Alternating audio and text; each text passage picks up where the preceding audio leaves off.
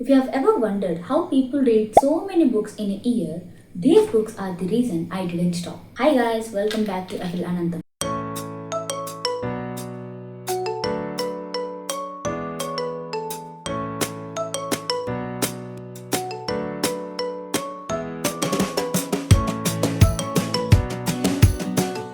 If you don't know me, I am Bade and I like reading books.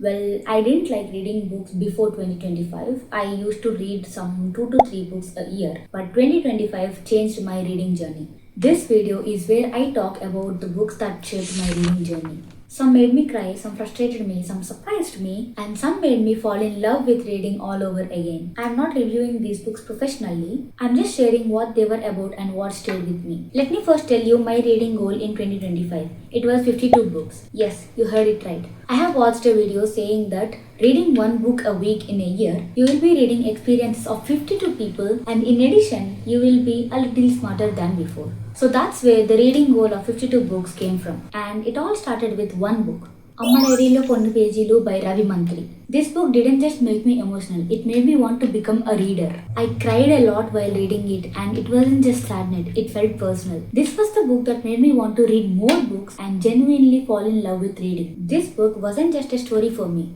It was the starting point of my reading journey. So, Amma Konni book was a sort of love story. You could say a failure love story, but then things happen and then there will be some twists and turns. And this story was written in a diary of a mother. When I first got to know about this title, or when I first read this title, I thought that okay, maybe it's something about a mother's story, a mother who was taking care of children and the issues that a mother faces. But this was totally unexpected. This was totally different from what I expected. That's the major surprise for me, and somehow it got turned upside down for me. I encountered this Amma Konni book from a cousin of mine. She read this book and she told me that it was a good book, and I thought that okay, maybe I should try, and that's how I started reading this book. So I took this book along with me and visited my other cousin's house. This cousin likes to read a lot. She did read quite amount of books. So yeah, I started reading Amma Konni there. So I started reading this book at one evening and I just couldn't put this book down.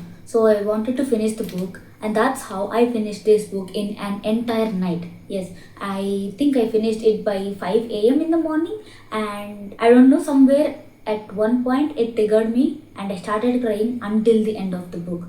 That's how I was. And after finishing the book, I was like dumb. I didn't know what to do. I didn't even want to sleep. I just kept crying even after closing the book. And I was analyzing my feelings, taking it all in to understand, to process everything. That book made me feel like, can books really be like this? It's just, I have this emotional connection with that book even now. I wouldn't say I want to read it again because I don't think I can go with that emotional drama or whatever it is again. So I just want to keep that memory and my experience with that book in my mind, but I don't want to revisit that book again. I rated this book 5 Chandu Moons out of 5. So you can understand that I would definitely recommend this book. And as this was in my mother tongue Telugu, any Telugu readers out there, I would definitely recommend this book to read. You might like this book, and depending on the situations or experiences that you guys had, you might not like this book. But I definitely like this book, and I think the people who were born in my generation, which is Gen Z, I think you guys would definitely like this book. So if you have time to read this book, definitely do check it out. And after reading Amma Konni, I just wanted to read something. I just wanted to put my phone aside and not even watch any movies, not even watch any dramas, any series, nothing. I just wanted to read more books, and that's how I found Life Is What You Make It by Preeti Shenoy. Well, this book was a type of book I never thought it would be. While reading this book, I was confused for a while that what exactly was happening, and honestly, that confusion made sense later. The book explores bipolar disorder and shows how people suffering from it think, behave, and react to situations. It made me more aware and empathetic rather than judgmental. It's not an easy read emotionally, but it definitely leaves an impact. Despite the story, I felt a little bored while reading this book, so I rated it 3 Chandu Moons out of 5. And that brings us to the book The Girl of My Dreams by Durjoy Datta. Well, This book stood out mainly because of the character Shreyasi. She is the kind of character that you never want to meet or have in your life. Even though I didn't like her as a person, I found her character very unique and oddly amusing at times. She made the story interesting in her own unpredictable way, and that's what stayed with me the most. And except her, all the other characters are predictable. That's why it didn't make me feel that new, but yeah, I pretty much liked the book. So I rated it 4 Chandu out of 5. And now we are coming to one of my favorite books, I Don't Love You Anymore by Ritvik Singh. This book healed me in ways I didn't expect. And yes, I have talked about it in detail on my channel, so you can just check it out. But yeah, this is a book that people have very different opinions about, but personally, I liked it. It made me feel so many emotions at once: sadness, anger, hope, and most importantly, healing. It also helped me heal my heart to some extent because I was in a different kind of state at that time when I was reading this book. Well, you could say I was a little bit depressed. So yeah, so that's how this book helped me healed at least for some extent, and I'm very grateful for this book even now. I've rated 5 out of 5. So you can understand how much it impacted me or changed me or how much I loved it. And from that, we are coming to A Good Girl's Guide to Murder Trilogy by Holly Jackson. I don't have the first 2 books of this trilogy because my other cousin took those books to read. So I just have As Good As Dead. If we talk about the first book, A Good Girl's Guide to Murder, I was actually bedridden at that time because I met with an accident. Well, it was actually a scooty, you could say scooter. The brakes were a little misfunctional, so things happened, things messed up, and that's how I got into an accident. So my left leg got fractured and my right hand got fractured. Well, not a serious fracture, but those were alien fractures. So that's how I got bedridden. And I thought that, okay, anyway, we are going to be bedridden for 1 month. So why not just read books? And that's how I got these books. So when I started reading the first book of this trilogy, I couldn't stop myself from watching the series. So I just read some few pages of the book and immediately went to watch the series that day, that time itself.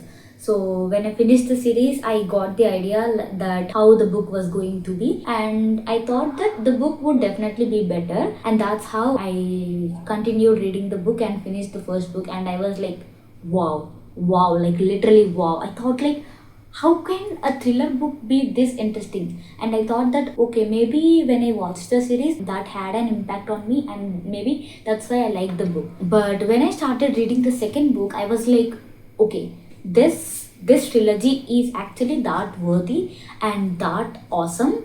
It's not about the series that I watched, it's not about anything, it's just about the book and the way that Holly Jackson had written. Before reading this trilogy, I never imagined that murder mystery books could be this engaging, and I always thought that only movies or series could be this interesting. But this trilogy proved me wrong. The investigation, the pacing, and the way that clues unfold kept me hooked from the start to finish. And that's how I rated the first book 4 Chandu Moons. And then immediately I started reading the second book, which was Good Girl Bad Blood. The sequel took the twist to another level. There were moments where I was literally like, what the? And I should mention Ravi Singh. I really liked Ravi Singh's character and the way he supported Pip throughout the story, and the dynamic added emotional depth to the mystery. So I rated Good Girl Bad Blood also 4 Chandu Moons out of 5. I think I didn't feel that much emotionally connected towards the story. Maybe that was why I rated it 4. And immediately after that, I read As Good As Dead.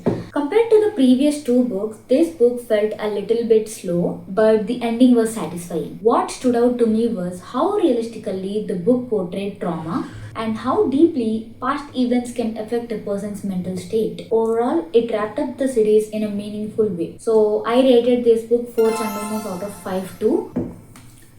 And after reading this trilogy, I have read The Very Secret Society of Irregular Witches by Sangu Mandana. I honestly didn't even know why I picked up this book, but it turned out to be really cute and comforting. The story was light, warm, and funny. A funny thing is that even though Jamie Cully was Irish in the book, I always imagined him as a Japanese person while reading, and I still don't know why. So I rated this 4 Chandamoons out of 5. And next, I have read Love Redesigned by Lauren Asher. I don't understand why this book was so popular on Bookstagram. I personally didn't enjoy it that much. The main reason was the lack of communication. The misunderstandings kept piling up and it just frustrated me a lot. And I don't think there was much story also. Like, I don't know, they were friends before and then became enemies, and then something's happened. Life turned upside down for one person and there were erotic scenes, they were making out, and I felt like, where was the story, guys? Where was the story? So this book definitely disappointed me a lot because I had a lot of expectations because of Bookstagram. People said that they liked this book a lot, but personally I didn't like this book that much, which is why I have rated this 3 Chandamoons out of 5. And immediately after this, I have started reading Harry Potter series. I read the first 3 books. First book was Harry Potter and the Philosopher's Stone, and you obviously know the writer J.K. Rowling. I have been wanting to read Harry Potter books for a long time. I got to know about Harry Potter only some 8 years ago when I was in my high school. One of my friends actually narrated me the whole story, like all the 7 stories to me, and I was like, okay, I definitely have to watch the movies. And that's how I watched the movies some 5 years ago. And after that, I got to know that books are way more better than the movies. So I have been wanting to read the books for a long time. And that's how I got into reading Harry Potter books. When I first read The Philosopher's Stone, I was like, wait, why is this book so much better than the movie? And after reading it, I finally understood why people prefer the books. Harry in this book has a sarcastic side which made me laugh a lot of times. The magical world also felt richer and more detailed. And I rated this book 4 Chandamoons out of 5. You could say that I could have rated 5 also, but fantasy was very new to me. So if I didn't watch the movie, I would have felt a little lost when I was reading the book, because I am not that of an imaginative person. Well, I used to be not that of an imaginative person. So you could say that I liked the movie more because it was so magical. It was my first time watching the fantasy world. So yeah, but I definitely would prefer the book if I want to revisit the story again. And immediately after the first book, I read The Chamber of Secrets, Harry Potter and the Chamber of Secrets, and I liked this book a lot. But honestly, if I didn't watch the movie, I couldn't have imagined the Chamber of Secrets, because in the movie it was so, different. So I don't know, like, I couldn't really have imagined how Chamber of Secrets would look like. Like, the snake used to move through the pipelines, like, I don't know, man. If I didn't watch the movie, I couldn't have imagined that. So I would definitely prefer the movie regarding only the Chamber of Secrets part. But overall, the book was really good and better than the movie. Nearly Headless Nick's Headless Hunt and Peeves were so funny and adorable. And sadly, we don't get to see them in the movie. But I really enjoyed that part a lot. Like, I was laughing. I was like, okay, what if people are like this in our real lives? Then our lives would definitely be so funny, so laughable, and so enjoyable. And I have rated this 4 Chandamoons out of 5 too. And then I read The Prisoner of Azkaban, and this was also good. As I said, since I wasn't into fantasy at that time, visualizing creatures like Dementors, Centaurs would have been difficult for me if I hadn't watched the movie first. That said, the book added much depth to the story and the characters. So I rated it 4 out of 5 Chandamoons. And after reading The Prisoner of Azkaban, I actually wanted to read the 4th part, which was The Goblet of Fire. But at the same time, I got this Harry Potter and the Cursed Child book. So I just wanted to read this book because I already know the stories of the next parts of the series, but I didn't know the story of the Cursed Child, so I just wanted to read this book. I couldn't stop my enthusiasm, so that's how I read this book. Even though this book has very mixed opinions, I personally liked it and felt excited, and when I started reading it, I couldn't wait to finish it. That's why I didn't put this book down until I finished. Despite its shortcomings, I genuinely enjoyed the story and had fun reading it. So I rated it 4 Chandamoons out of 5. And now we are moving from fantasy world to thriller world. Yes, I have read The Murder of Roger Ackroyd by Agatha Christie. This was my first Agatha Christie's book. So you would know how shocked I was after reading this book, because, well, I don't know, man. Like, thriller books or mystery books were different for me. Earlier, at least I used to guess some things that were going to happen, but this book totally amazed me because of the twist that I got in the end. So I was like, what? Like, seriously? So yeah, this book made me feel betrayed in the best way possible. I was amazed when I found out who actually murdered Roger Ackroyd. And this was also the book that introduced me to Hercule Poirot. And it made me curious to read more of his stories. So I rated this 4 out of 5 Chandu Moons because I felt like the justice wasn't served, which is why I kind of like, okay, I think this shouldn't have happened. So yeah. After reading The Murder of Roger Ackroyd, I couldn't stop myself from reading Agatha Christie's books, and that's how I ended up reading And Then There Were None. I don't have the book right now because my cousin took it with A Good Girl's Guide to Murder first 2 books, and she didn't return those books. I'm still waiting for her to return the books. Anyways, this book has a massive fan base, and I can see why. The plot twist was brilliant, and when the reason behind the murders was revealed, I was genuinely awed. It also made me think, can people like this really exist? That thought stayed with me for a long time, and which is why I rated And Then There Were None 5 Chandu Moons out of 5. Yes, you heard it right. Man, what the? Like, I thought some other person was doing it all, but when I got to know who the person was behind it, I was like, what? I never doubted this person, and this person was behind all this? Like, seriously, man. I don't know. I'm still in that mood when I think about it, and I can't come out of it right away because that made me feel like, I don't know, like I just can't put that feeling into words. But yeah, if you have read this book, I think you know what I mean, right? Like, I think you can get what I actually felt. So if you have read this book, I would definitely want to talk about this book with you. I would definitely want to have a discussion, a conversation with you. So yeah, please do comment if you have read this book. And if you haven't read this book, I would definitely recommend this book to read because it would definitely make you feel the things that I felt. So yeah, if you have time, or if you are into thrillers, or if you are waiting for recommendations regarding thrillers, you should definitely read And Then There Were None by Agatha Christie. And after finishing And Then There Were None, I thought that I should take some break from thrillers thing because I don't know, my mind was in some weird kind of state.